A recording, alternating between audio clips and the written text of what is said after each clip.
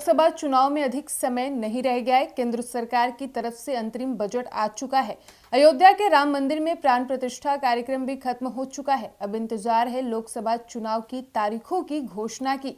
दूसरी तरफ सत्ता की हैट्रिक लगाने की तैयारी में लगी बीजेपी नीत एनडीए गठबंधन के सामने मुकाबला कितना कड़ा है। विपक्षी दलों की तरफ से मोदी को कितनी मजबूत टक्कर मिलेगी। चुनाव से पहले इंडिया में मची उथल-पुथल के बाद ये सवाल अब खड़ी हो रही है।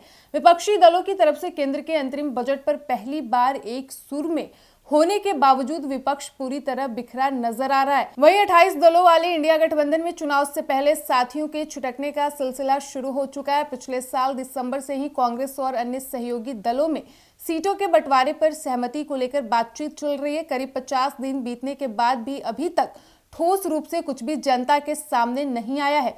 वहीं इंडिया गठबंधन के संयोजक की रेस में शामिल रहे प्रमुख चेहरे और बिहार के सीएम नीतीश कुमार पाला बदल चुके हैं। इससे एनडीए को कितनी मजबूती मिलेगी, इस सवाल से कहीं अधिक अहम है कि इंडिया गठबंधन को कितनी बड़ी चोट पहुंची है।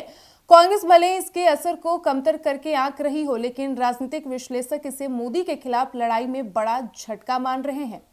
इंडिया गठबंधन में कांग्रेस सबसे बड़ा दल है। ऐसे में गठबंधन का हिस्सेदार 28 दलों के बीच उसकी जिम्मेदारी काफी अहम है।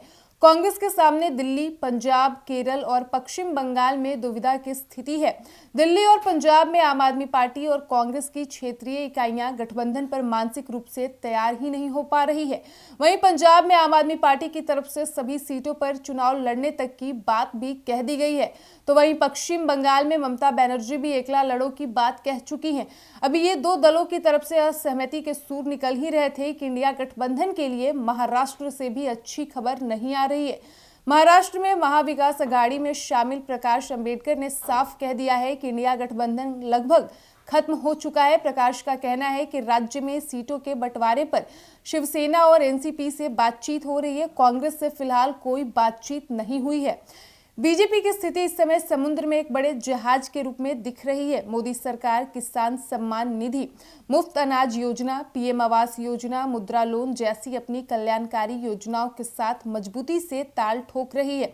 वहीं बिहार जैसे बड़े राज्य में इंडिया गठबंधन पूरी तरह से बिखरा नजर आ रहा है। नीतीश कुमार खुद इस बात को कह चुके हैं कि इंडिया गठबंधन बिल्कुल स्लो चल रहा है। कांग्रेस भले ही ये कह रही हो कि इंडिया गठबंधन की मकसद मोदी को सत्ता से हटाना है, लेकिन जमीनी स्तर पर यह दूर की कौड़ी नजर आ रही है। विपक्ष महंगाई और बेरोजगारी के मुद्दे पर भी सरकार को अभी तक घेरने में पूरी तरह से नाकाम रही है।